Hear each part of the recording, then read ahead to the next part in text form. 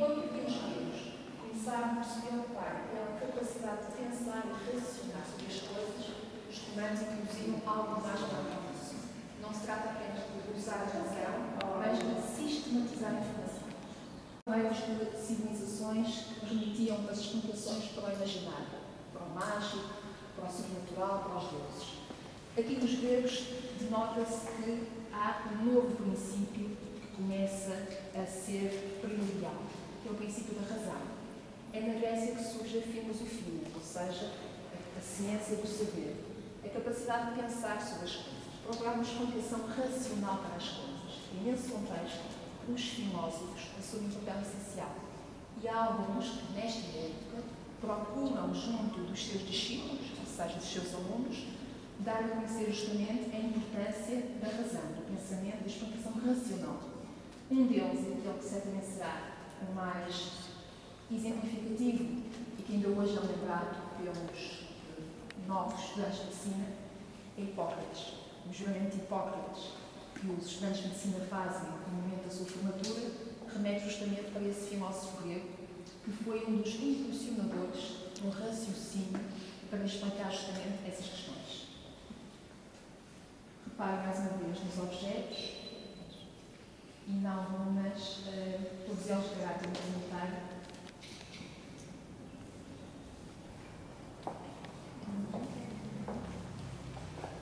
Que é justamente a serpente, está associado à simbologia da farmácia e como vem desde a Grécia Antiga, que é representada, ela aparece e vai aparecer muito mais coisa do que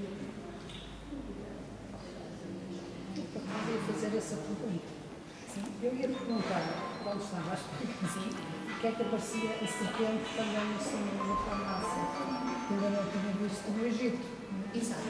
A serpente faz parte de uma lenda, remete-nos para uma lenda, que é a lenda de Gilgamesh, ou seja, Gilgamesh o rei Sumério fez uma grande viagem à procura da planta da eterna juventude. Quando finalmente a encontrou, decidiu descansar, tomar um belo banho nas margens de um rio e distraiu-se e apareceu uma serpente à beira da planta. A serpente ingeriu a planta e automaticamente a sua pele foi substituída. Aqui a serpente, associada à farmácia, surge como uma nova fase de vida, ou seja, quando estamos doentes, e quando tomamos a medicação, esperamos que haja um recomeçar mais saudável, uma mudança. E a serpente tem essa lenda e a associação de hoje com isso. A serpente mudou a sua pele, é um bocadinho de bem que nós esperamos quando estamos doentes, que haja um recomeço, um retomar de uma mudança mais saudável.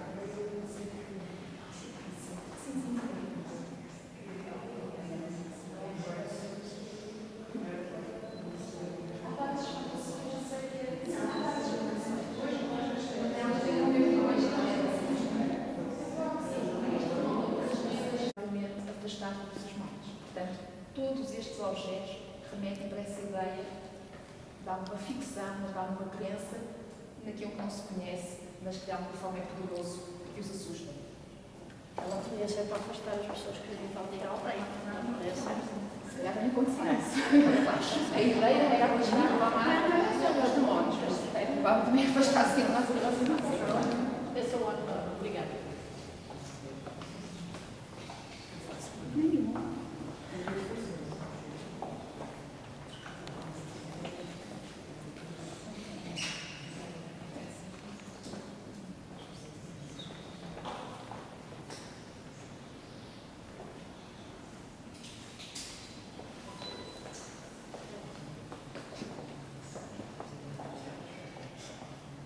Por exemplo, este objeto aqui é algo muito feliz. É completamente diferente do que nós vimos até agora.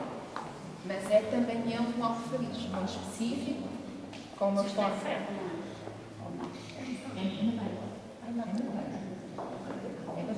Há bocadinho nós vimos que os árabes eram muito exímios na manipulação do barro. Aqui vemos que, por exemplo, há um domínio da manipulação da madeira. Mas dá a entender que era ferro.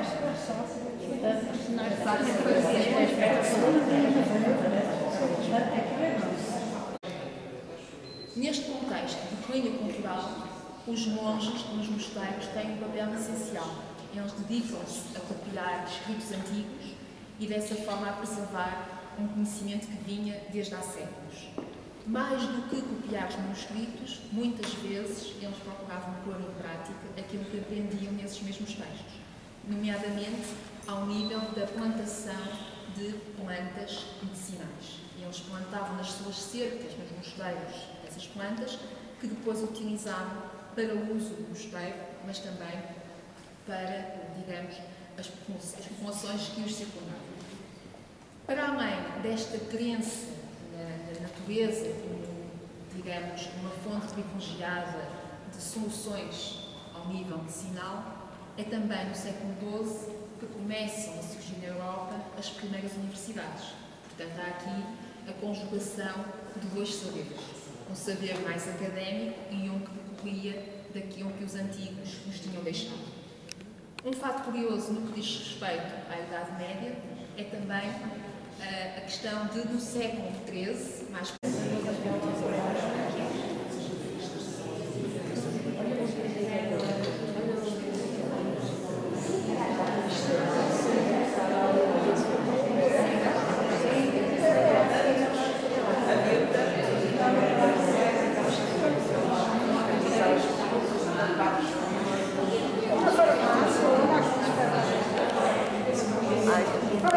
e montava aqui, tal como ela era, se aventuram comprovar, não é mesmo assim, e que montava, tal como ela era, como se fosse um gigantesco puzzle, tal como fizemos em Lisboa. Está projetado para o espaço que está atrás dos senhores, que neste momento está encerrado, a instalação de uma farmácia que virá de Damasco. Em Lisboa nós temos uma de Macau. Também nós trouxemos, antes de perdermos o vínculo que Portugal tinha com Macau, nós trouxemos a farmácia de Macau para Lisboa. Aqui temos, então, a farmácia Estácio. A farmácia tem algumas histórias curiosas associadas. Nós compramos tudo que lá está, inclusive o que estava no interior dos armários. Temos aqui representado no topo de cada um dos armários algumas figuras importantes na época no domínio da farmácia de medicina. Alguns destes homens são hoje facilmente reconhecidos em salas e bibliotecas da Faculdade de Farmácia do Porto, que de facto eram pessoas muito importantes. E em relação a este espaço, que existiu na Baixa do Porto até o ano 2000,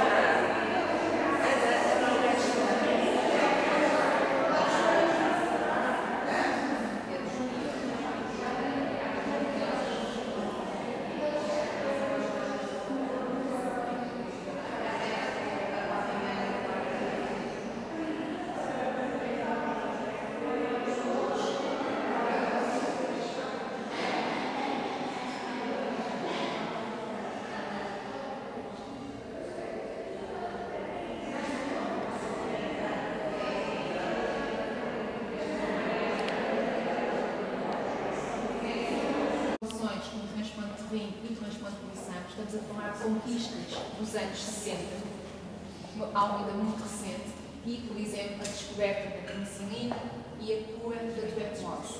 Mais uma vez, a pílula que está nos anos 60.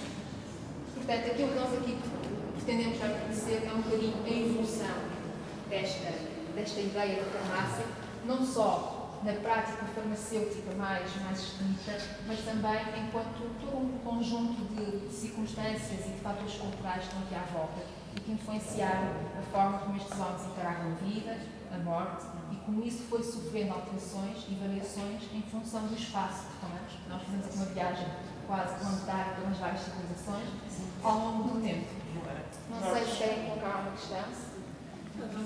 Foi muito bem explicado. Espero que tenham gostado e ficam convidados a voltar. Obrigada.